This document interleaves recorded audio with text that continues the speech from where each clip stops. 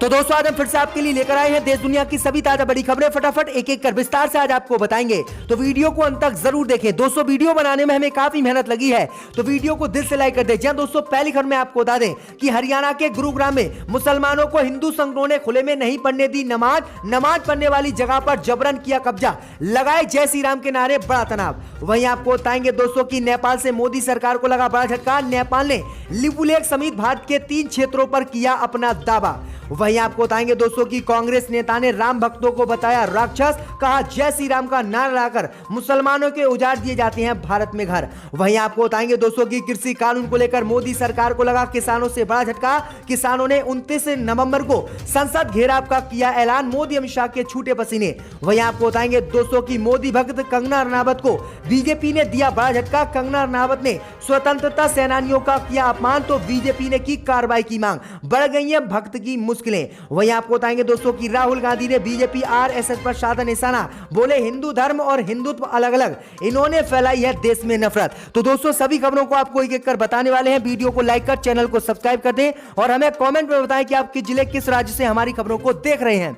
इसी बीच बढ़ते दोस्तों अगली खबर की ओर, तो गुड़गांव में खुले में जुमे की हिंदू संगठनों ने मुसलमानों को नहीं पढ़ने दी नमाज पढ़ने वाली जगह पर किया जबरन कब्जा। जय दोस्तों, आपको बता दें कि हरियाणा के गुड़गांव जिले में खुले में जुमे की नमाज के एक बार फिर से हिंदू संगठनों ने विरोध किया है, और यह विरोध इस कदर बढ़ गया कि मुसलमानों को हिंदूवादी संगठनों ने गुड़गांव के सेक्टर 12A में इस बार जुमे की नमाज अदा नहीं करने दी, और जिस जगह पर मुसलमान नमाज अदा करते थे उस जगह पर हिंदूवादी संगठनों ने कब्जा कर लिया और कब्जा करके वॉलीबॉल खेलने का ऐलान कर दिया। हिंदूवादी संगठनों ने साफ कहा है कि सेक्टर 12A में किसी भी मुसलमान को खुले में जुमे की नमाज नहीं पढ़ने दी जाएगी, और यहां पर बच्चों के खेलने के लिए वॉलीबॉल का नेट गाड़ा जाएगा, यहां पर मैच कराए जाएंगे, लेकिन मुसलमानों को नमाज नहीं पढ़ने दी जाएगी।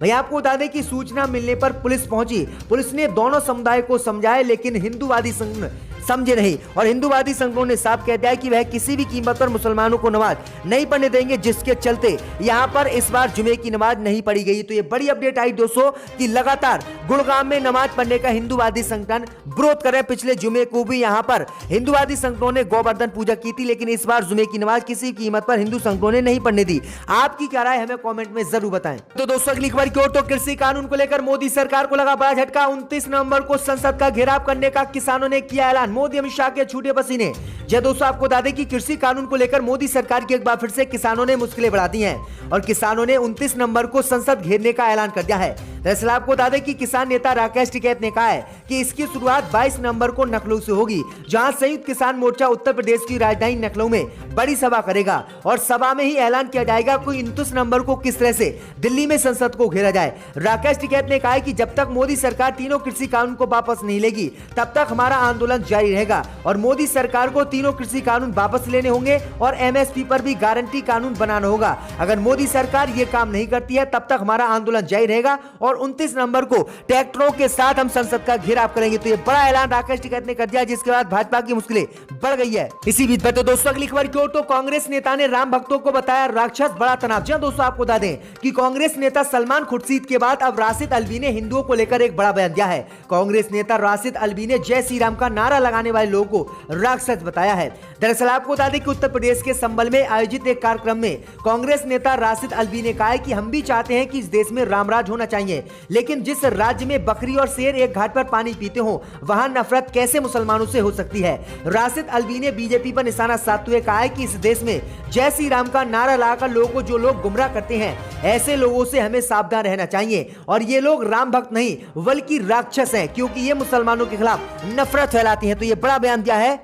इसी बीच पर तो दोस्तों अगली खबर की ओर, तो मोदी भक्त कंगना रनावत को बीजेपी ने दिया बड़ा झटका। कंगना रनावत ने स्वतंत्रता सेनानियों का किया अपमान, बीजेपी ने की कार्रवाई की मांग। जी दोस्तों, आपको बता दें कि मोदी भक्त कंगना रनावत को देश की आजादी को गुलामी और स्वतंत्रता सेनानियों का अपमान करना इस बार भारी पड़ गया, और बीजेपी ने ही कंगना रनावत को बड़ा झटका दिया है। वहीं आपको बता दें कि कंगना रनावत ने बीते दिनों स्वतंत्रता सेनानियों का अपमान किया और देश की आजादी को गुलामी की आजादी बताया, जिसके बाद बीजेपी नेता ने ही उनके खिलाफ कार्रवाई की मांग की है। दरअसल आपको बता दें कि दिल्ली भाजपा नेता प्रवीण शंकर कपूर ने देश की आजादी को लेकर की गई टिप्पणी के लिए अभिनेत्री कंगना रनावत की निंदा की और उनके खिलाफ न्यायिक कार्रवाई की मांग की है। दिल्ली भाजपा प्रवक्ता ने कहा है कि रनौत की टिप्पणी स्वतंत्रता सेनानियों का अपमान है। उन्होंने बृहस्पतिवार को ट्वीट किया कि एक स्वतंत्रता सेनानी का पुत्र होने एवं स्वतंत्रता सेनानियों के परिवार से आने का कारण कंगना रनौत द्वारा भारत की आजादी को भीख से मिली आजादी कहना मुझे स्वतंत्रता का सबसे बड़ा दुरुपयोग एवं स्वतंत्रता सेनानियों के त्याग का अपमान लगता है। इसलिए कंगना रनौत पर जल्द से जल्द कार्रवाई हो और इन्हें जेल में डाला जाए। तो ये बड़ी अपडेट आई दोस्तों की भाजपा ही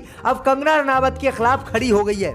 इसी बीच पर तो दोस्तों अगली खबर की ओर तो नेपाल से मोदी सरकार को लगा बड़ा झटका। नेपाल ने भारत का लिपुलेख बताया अपना। जी दोस्तों आपको बता दें ये बड़ी खबर सामने निकल कर आई दोस्तों की नेपाल से एक बार फिर से मोदी सरकार को बड़ा झटका लगा है और नेपाल ने भारत के इलाके लिपुलेख समेत 3 पर अपना दावा ठोक दिया है।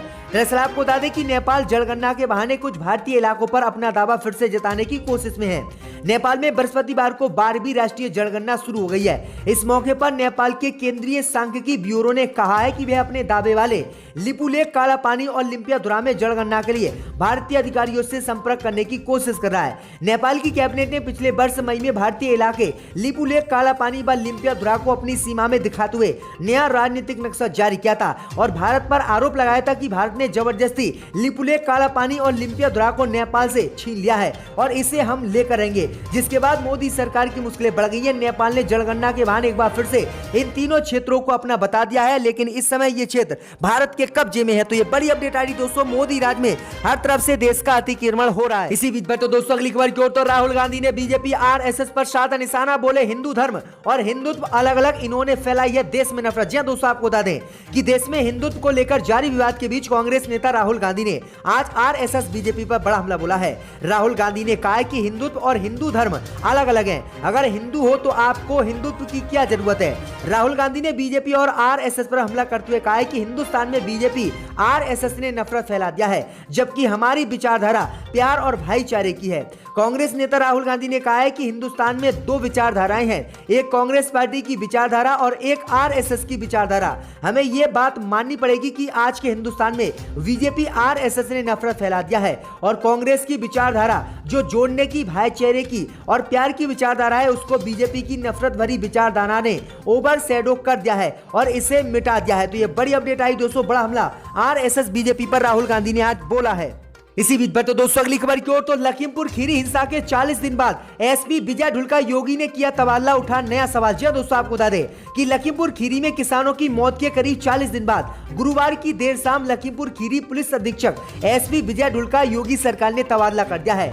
ढुल्को लखनऊ में उत्तर प्रदेश राज्य पुलिस मुख्यालय से संबंध कर दिया गया है। उन्हें प्रतीक्षा सूची में रखा गया है। वहीं इसके साथ ही अपर पुलिस अधीक्षक नगर मुरादाबाद के पद पर तैनात अमित कुमार आनंद का भी तबादला किया गया है। गृह विभाग के एक वरिष्ठ अधिकारी ने ये जानकारी दी है। तो ये बड़ी अपडेट आई दोस्तों कि 3 अक्टूबर को तिकोनिया में हुए बवाल में 4 किसान और एक पत्रकार समेत 8 लोगों की मौत हुई थी। इस मामले में किसानों की तरफ से बीजेपी नेता पर आरोप लगाया गया था, लेकिन आपको बता दें कि लगातार जांच को छुपाने के लिए बीजेपी वहां के बड़े बड़े अधिकारियों के तबादले कर रही है। इससे पहले वहां के एसआई का भी तबादला योगी ने कर दिया था। तो ये बड़ी अपडेट आई दोस्तों कि किस तरह से जांच से बीजेपी भाग रही है। इसी बीच में तो दोस्तों अगली खबर की ओर तो कांग्रेस ने लगाया फेसबुक पर आरोप, कहा बीजेपी के हाथों बिक गया है फेसबुक, देश में फैला रहा है नफरत। जी दोस्तों आपको बता दें कि कांग्रेस पार्टी ने सोशल मीडिया प्लेटफॉर्म फेसबुक पर बीजेपी के साथ सांठगांठ का आरोप लगाया है और कहा है कि भाजपा को उसके दफ्तर से पनाह मिलती है, इसलिए सोशल मीडिया के जरिए नफरत का कीचड़ देश में फैलाने का काम फेसबुक कर रहा है। कांग्रेस के सोशल मीडिया इकाई के प्रमुख रोहन गुप्ता ने शुक्रवार को यह बात कही है। गुप्ता ने कहा है कि इस संबंध में उन्होंने फेसबुक प्रमुख मार्क जुकरबर्ग को पत्र लिखकर मांग की है कि फेसबुक भारत में जिस तरह की गतिविधियों में लिप्त है और जिस तरह से नफरत का माहौल फैलाने का काम कर रहा है उसकी व्यापक जांच की जानी चाहिए। उन्होंने कहा है कि देश में 37 करोड़ लोग फेसबुक का इस्तेमाल कर रहे हैं और इसके जरिए लोगों में नफरत परोसने का काम फेसबुक द्वारा किया जा रहा है। उनका कहना था कि एक रिपोर्ट के मुताबिक जब फेसबुक के कर्मचारी ने भारत में इस मीडिया के जरिए फैल रही नफरत और झूठी खबरों वाले कंटेंट की तरफ इशारा किया तो उसके अधिकारी का जवाब था कि ये बड़ा मसला नहीं है और ना ही कोई बड़ी समस्या है। यानी कांग्रेस पार्टी ने साफ आरोप लगाया है कि फेसबुक बीजेपी के हाथों भारत में बिक गया है और बीजेपी के लोग, आरएसएस के लोग जो नफरत देश में फैलाते हैं उनको फेसबुक जो अपने मंच पर प्रसारित करता है, जबकि अन्य लोगों की सामग्री को हटा देता है। इसी बीच पर तो दोस्तों अगली खबर की ओर तो अखिलेश यादव ने किया ऐलान, सपा सरकार आएगी तो पिछड़ों की जाति की कराएंगे जनगणना, हक और सम्मान देंगे। जी दोस्तों आपको बता दें कि उत्तर प्रदेश के मुजफ्फरनगर में गुरुवार को अखिलेश यादव ने काश्यप महासम्मेलन को संबोधित किया, जिसमें उन्होंने सत्ता में आने पर पिछड़े समुदाय की जाति जनगणना कराने का ऐलान किया है। सपा मुखिया ने भाजपा सरकार पर आरोप लगाया कि पिछड़े समुदाय की जाति जनगणना नहीं कराना चाहती है। कहा है जो भाजपा सरकार पिछड़ों की जनगणना नहीं करा सकती वो पिछड़ों को हक और सम्मान नहीं देगी। अखिलेश ने आरक्षण कार्ड खेलते हुए कहा कि पिछड़ों की गिनती सपा सरकार कराएगी, उनको भागीदारी और सम्मान देने का काम करेगी। अखिलेश यादव ने कहा कि महंगाई किस तरह देश में बढ़ रही है और मोदी सरकार और उत्तर प्रदेश की योगी सरकार चुप है, इसलिए सपा की सरकार बनाएं और महंगाई को हम हर कीमत पर कम करेंगे और लोग को सम्मान देंगे। तो ये बड़ा ऐलान अखिलेश यादव ने अब कर दिया है यूपी में कि एक एमपी ने यहां पर आकर